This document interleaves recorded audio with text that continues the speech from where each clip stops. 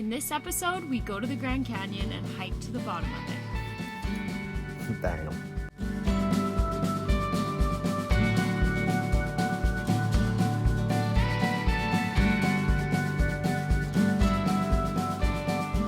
We weren't initially planning to go to the Grand Canyon. We were in Sedona, Arizona, and we were quite enjoying it. If you haven't been before, Sedona has these really beautiful red mountains that are kind of hard to describe with words. In Sedona, we had done the Bear Mountain Trail as per suggestion from Arizona Highways. If you haven't heard of Arizona Highways, it's a really great resource for everything Arizona and everything adventure. The forestry land was where we stayed in Sedona, and we really enjoyed our time there. The campgrounds were clean, and the fellow travelers were very mellow and just good vibes overall. Many people had suggested that we try out Flagstaff, which is in the area. It's only about 1 hour north of Sedona. So after a week and a bit of kicking it in Sedona, we decided we would head up to Flagstaff. But when we arrived, we figured out it wasn't super friendly to van dwellers, which was a bit of a bummer. We made a game time decision to head 2 hours north to the Grand Canyon. We didn't check the weather, but when we got there was quite a bit of snow, and some of us even seemed to enjoy it. On our first night in the Grand Canyon, we parked at the South Rim on a viewpoint, and Luke cooked us a super good dinner.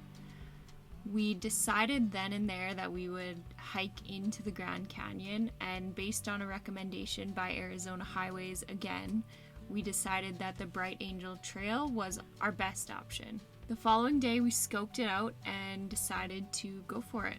It was described as one of the most well-traveled trails within the park. On the parks board, they mentioned that this trail might take 8 to 12 hours. We couldn't bring Nelson with us, unfortunately, because a lot of national parks, you can't bring dogs on the trails. Our rationale was that we would just go until we felt like we wanted to turn around. We didn't have to go all the way to Plateau Point.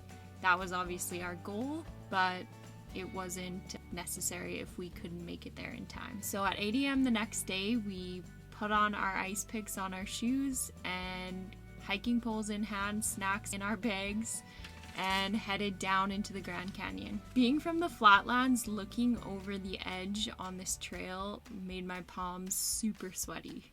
There is barely any barrier on the side, meaning if you fell, it wouldn't likely result well for you. But with our ice picks, we felt pretty safe and had the extra stability with the hiking poles as well, which was really nice. After many a switchback and plenty of signs telling us that down is optional but up is mandatory, we made it to Plateau Point. Along the trail, we met a super nice guy named Grant, and he mentioned to us that only 1% of people make it all the way to Plateau Point that visit the Grand Canyon every year.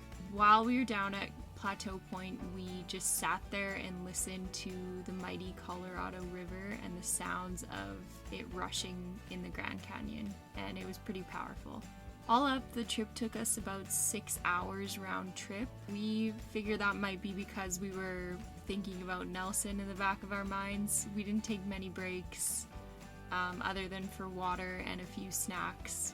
But it was such a beautiful trail, and we'd highly recommend it. We drove back to Sedona that night and feasted with a couple pizzas and some beer from Sedona Pizza Company. I was way too tired to take any video, so I don't have any B-roll of that.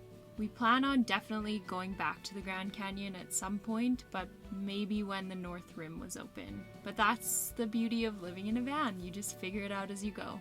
That's all for today. Thanks for watching. See you next time. Out of my mind, how could I be so blind? How could I not see? Awake on the floor, looking out